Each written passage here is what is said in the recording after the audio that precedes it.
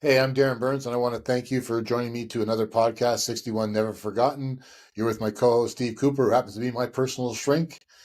And today we are going to be talking about the book and the effects it has on other people that have read the book. So I want to welcome my shrink, Steve, to the show.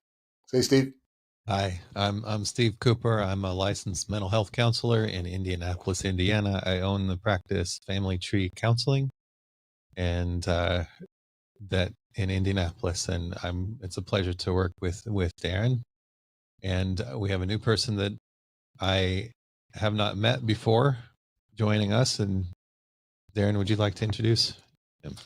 Yeah, well, this is Lucas Stewart. He's a young man that reached out to me, has followed my football career the last little bit. Um, and he reached out to me that he read my book and that resonated with him because of his upbringing. So, Steve, I'm going to let you introduce and talk to Lucas, and I'll sit back and watch you guys go. Okay, Lucas, it's very nice to meet you. Nice to meet you as well. Where do you live, Lucas? I live in Windsor, Ontario. In Windsor, Ontario. Okay. And what got you interested in coming on the podcast?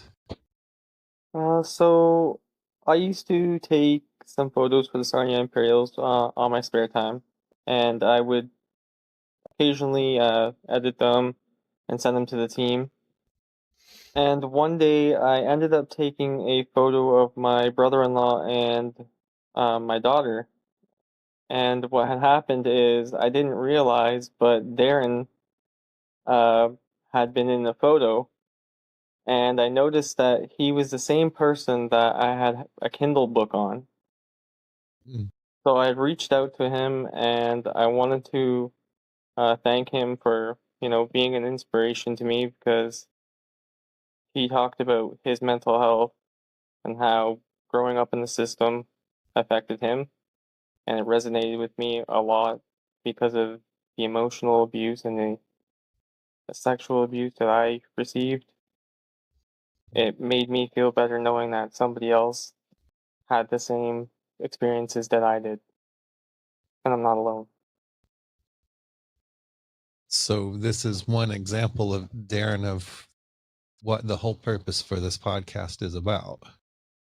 And that is being an example and letting other people who've had traumatic things happen in their lives that, if you can put yourself out there and show your vulnerability to the world, that they can also do that. Yeah, it's been rewarding in the last, especially this last year and a half, where I've seen the younger generation reaching out to me and stuff. Like I mentioned earlier before we went on the shows and stuff like that, I was on a TV show and they did a survey, and 80% of the people on Facebook were cheering me on, and 20% were saying he couldn't do it, he couldn't play to 60, he couldn't do this, blah blah blah. And on Instagram, it was 20% said I could do it, and 80% said I couldn't do it. So they're opposites. And we looked at the demographics, and Instagram was a younger generation, Lucas's generation.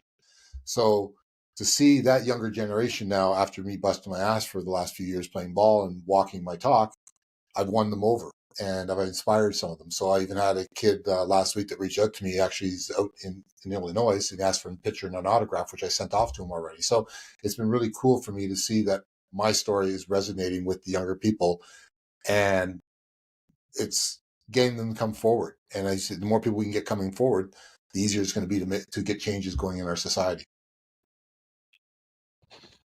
So Lucas, you read Darin's book, and what did it mean to you to read his book and to look at what he was doing, what it meant to you in your own personal struggle? Uh, Honestly made me feel that I'm not alone.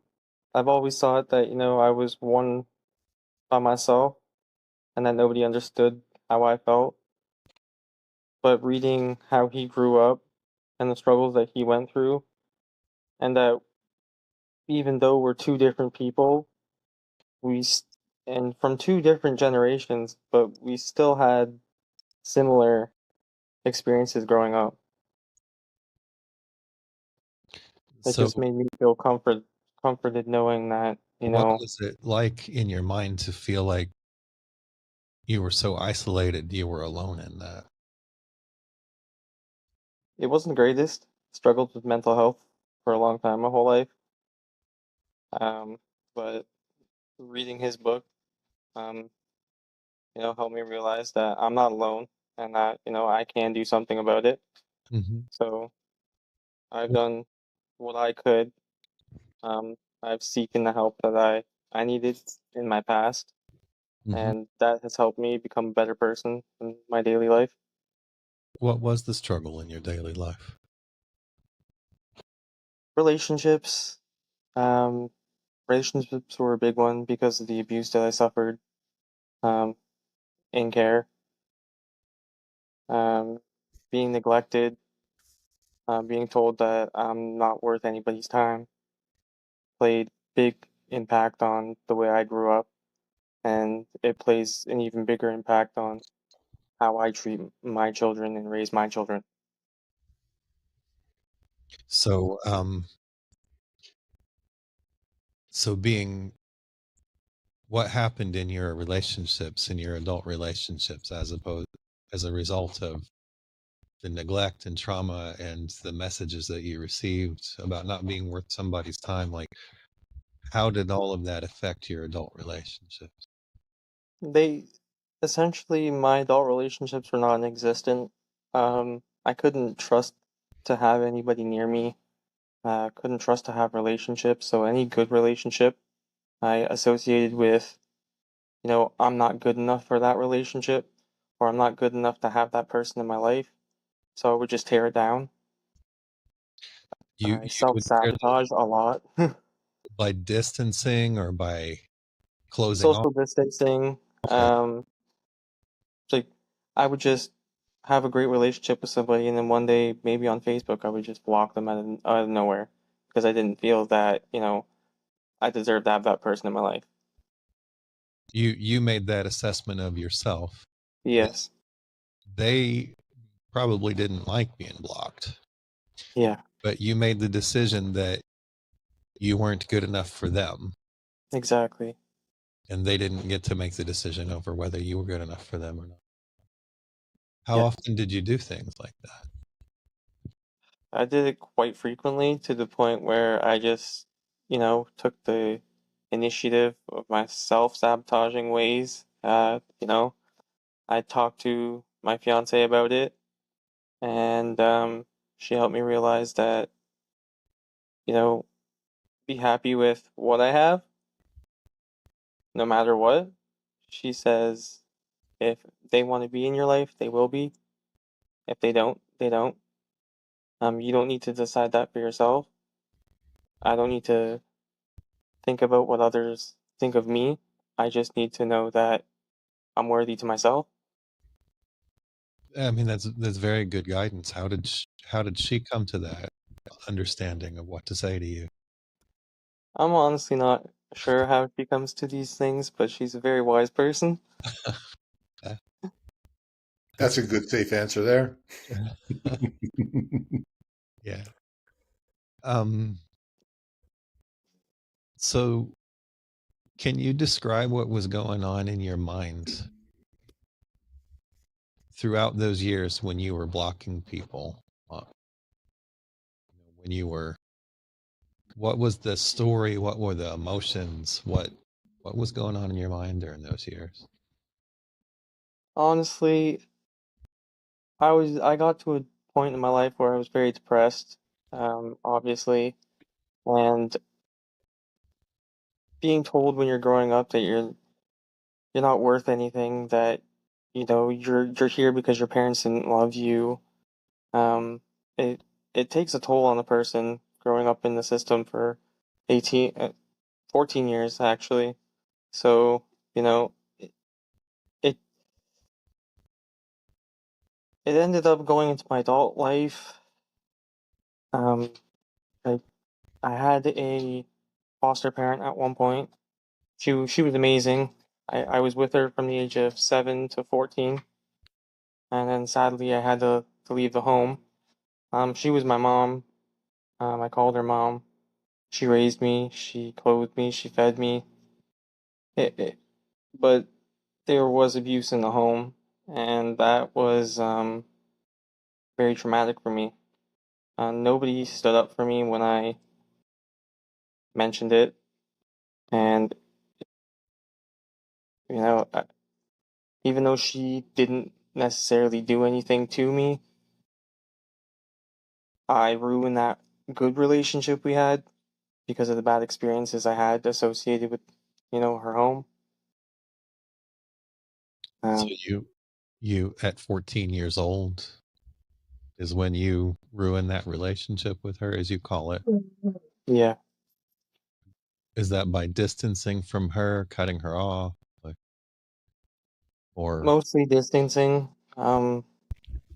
I used to visit quite frequently with her, and then I guess just being around her gave me anxiety and PTSD about what had happened, and I know when she found out, she wasn't too happy about it, but I know ever since that was brought up, the relationship it didn't feel the same. like you lost some trust in her? Yeah. I had a lot of trust issues with my situation, and my biggest thing was for me when relationships, if a woman was showing me too much love or Uh-huh. attention, it felt weird. I went, oof. So I'd end it because I always thought that because I was abandoned all the time, that I got to leave them before she leaves me. So it's under my rules. And a lot of times the women are sitting there looking at you going, what just happened? And you just go. And that's your flight or fright mechanism that you have there. And that's one way of, I guess, Lucas and I, we protect ourselves like that. What he's saying, I never heard it, but that totally resonates with me, in very similar ways. And it's a protecting mechanism. And, Mm-hmm. it's people don't understand, man, how much that abuse when you're young, how much that can linger on in your life and carry a characteristic that is not a good characteristic to have as a person and ruins other people's lives, the girls, friends that you meet, or if you have kids or anything like that. We got to fix this problem, and there's a lot of kids out there. I went through the system. I know there's a lot of kids, and There every are. generation there's a pile of kids coming up, and I'm just so thankful that Lucas came forward because I'm almost 40 years older than him, and to see that, maybe 35, but I don't want to age myself too much, but it's scary to see that all this has been going on, but yet our politicians and the people that make decisions and policy aren't smelling the coffee. They're not understanding the situation. They're scratching their heads and they're wondering why, as adults, people are screwed up or they've given up on life or they've done all this stuff. Well, get off your asses and start doing some research and actually talk to people that have been abused and raped. Lucas is a good example, myself, or beaten up or whatever. Stop talking to people that went to school and got an education. But I'll tell you something, a person that's went to school and got an education that's never been raped and never done it, they don't understand the true effects that it has. And I think that's where we got to come forward with our stories to help educate the politicians and educate the public to be more aware and more sensitive to this and stop all this fucking bullying. It's crazy. I mean, like Lucas, myself, I was scared to come forward and tell my story before because I thought people were going to bully, make fun of me, call me a fag or something like that because a guy raped me. Like you're ashamed. Mhm.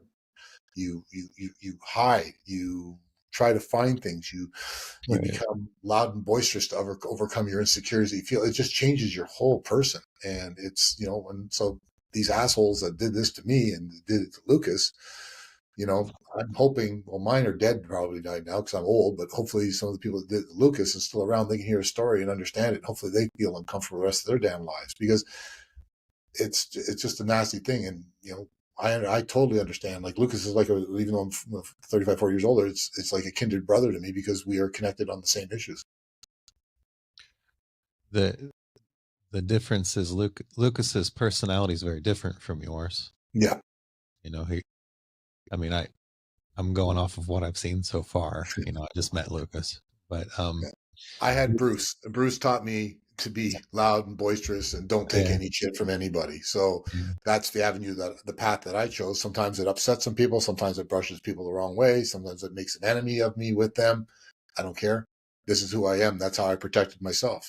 Lucas, on the other hand, he becomes quiet with this and lets things gets pushed around and stuff like that.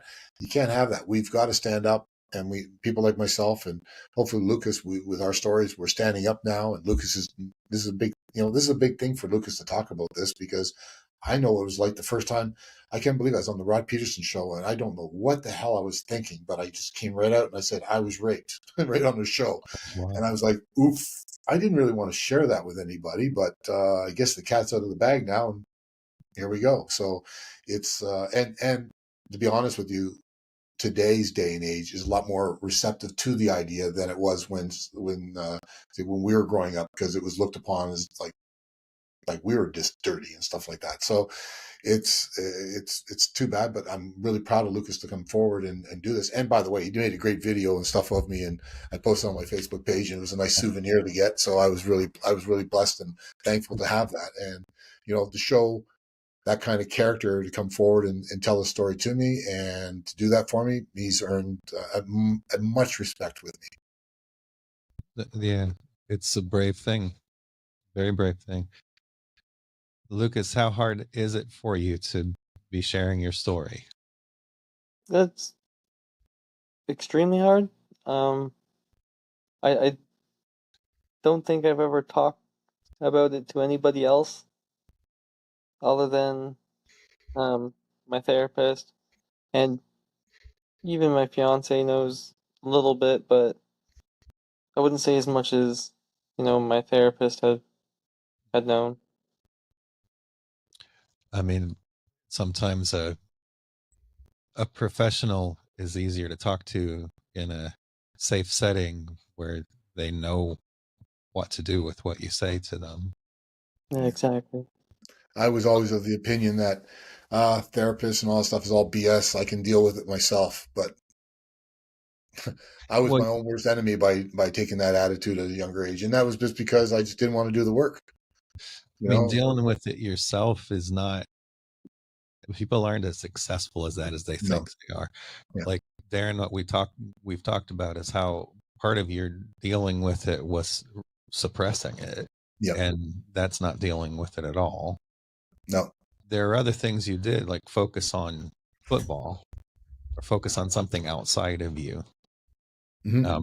And having that focus, it can keep you going, but it doesn't really deal with things, and Yeah, the effects show up in other areas of your life. yeah, and you can see the effects that it has when you have kids if you don't fix yourself, because you can pass that DNA off, if you will, to your kids. That's why, for me, when I grew up, I never had a parent say, I love you. I never had a parent show up to any sporting events. I never had a parent come to any award events or anything like that. When I've got my kids, my son, who's followed my footpaths playing football, I went to every one of his games, even when he played in Virginia. I've gone 2,000 miles every week to see him play.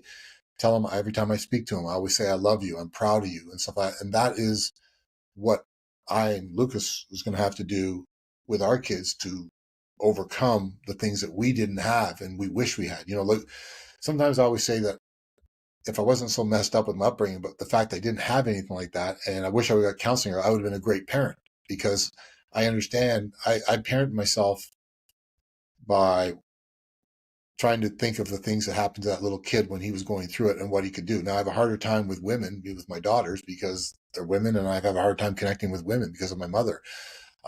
It's so screwed up. But the thing that I like what Lucas is doing is he's getting help now. He's got a baby on the way. He's got a young kid. He's doing some work now to make himself better, and that's what this whole purpose of 61 Never Forgotten is to get people, to get them to talk and get them to get better, so that we can now, his kids are going to grow up with a fighting chance, not having to carry his baggage. My son, he's going to be a police officer. He decided not to play pro football. He's paved his own way. He's got 2 degrees. I got not even graduation from grade 9. So I've broken the chains of what society did to me for my son going forward. He's going to be a great young man. My daughters, they're all doing fine.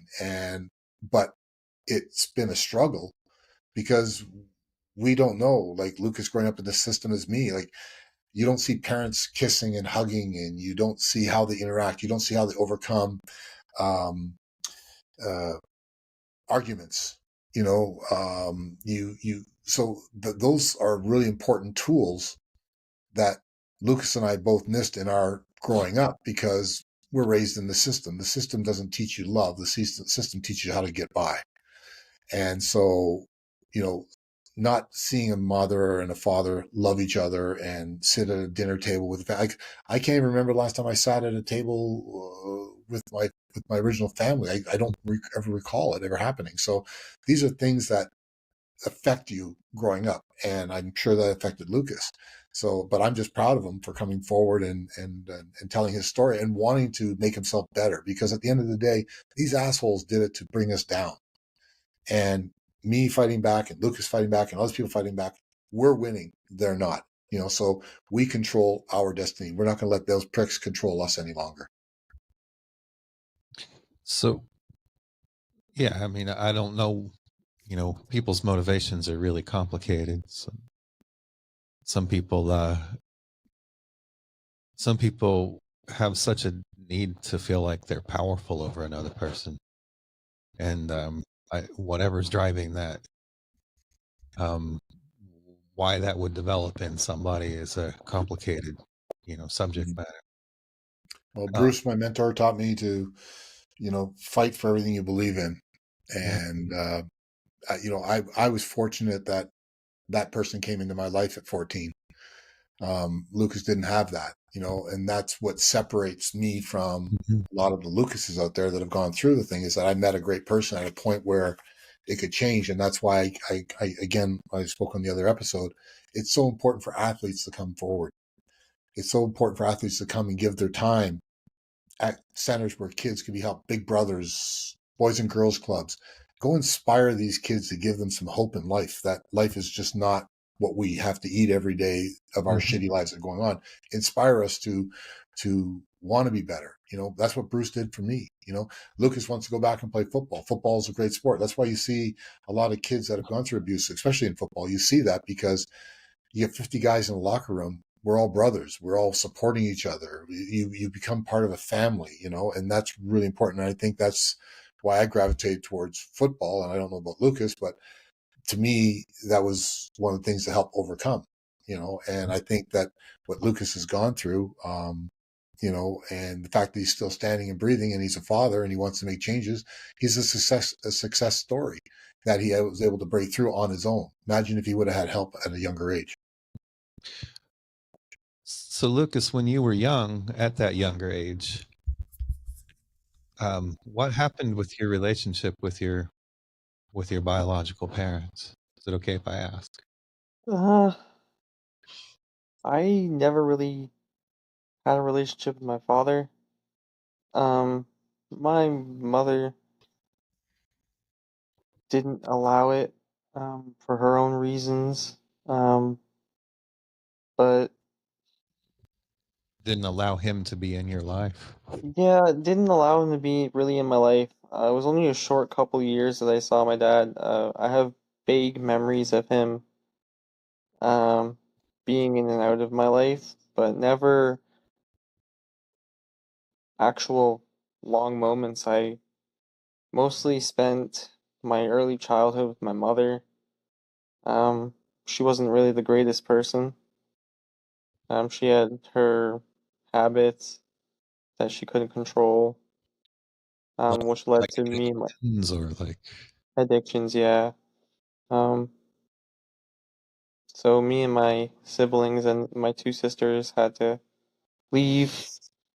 We were taken away from them. I'm not even able to say goodbye. Picked up at school and you were picked brought up at into, school and didn't go home. yeah, pretty much. We weren't told why. We just ended up in a center, and then a couple hours later, we're in a home with strangers. that we really didn't know. At 6 years old. Yeah, I was 7. I believe I was 7 at the time. So you were like in Yeah, second grade around there. yeah, Great. 2nd grade. Wow. Children are psychologically not very vulnerable, easily hurt, easily scared. Some put on a front or a face that they're not, but underneath the surface, there's,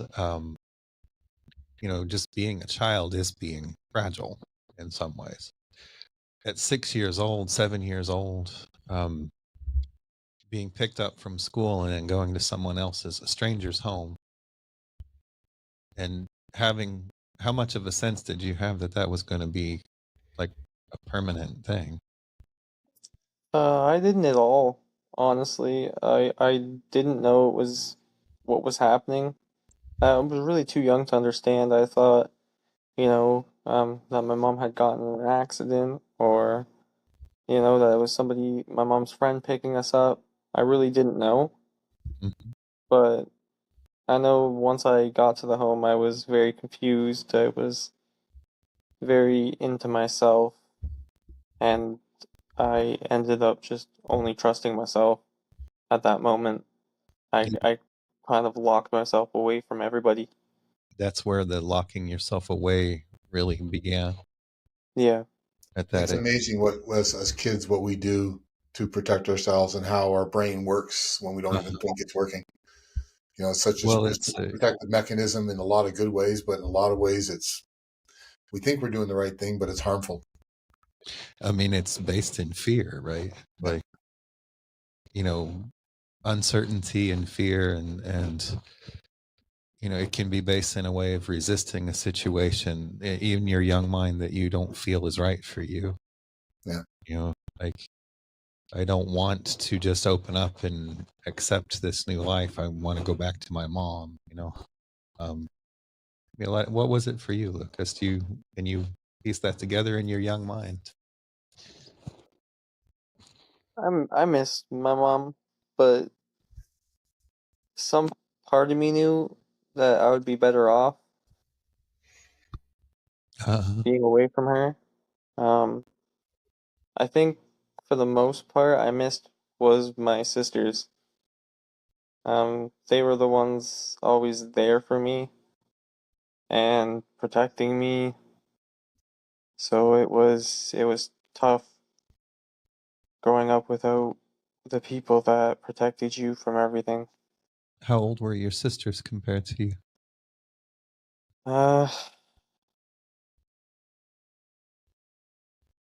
20, ooh, believe a couple of years older, 5 years older than me at the time. So Mm-hmm. they were 10 years old, 11 years old. Mm-hmm. Um, so they were able to comprehend a lot more than I did when I was younger. Mm-hmm. And Where they did they saw go? uh group homes. So They got the they worst of didn't. it. So They the got system worse. didn't keep you guys together. The system Yeah, did. they tore us apart. What Um, I'm so sick and I'm going to get off topic here for a little bit on this, but I'm so sick and tired of these organizations that take possession of these kids.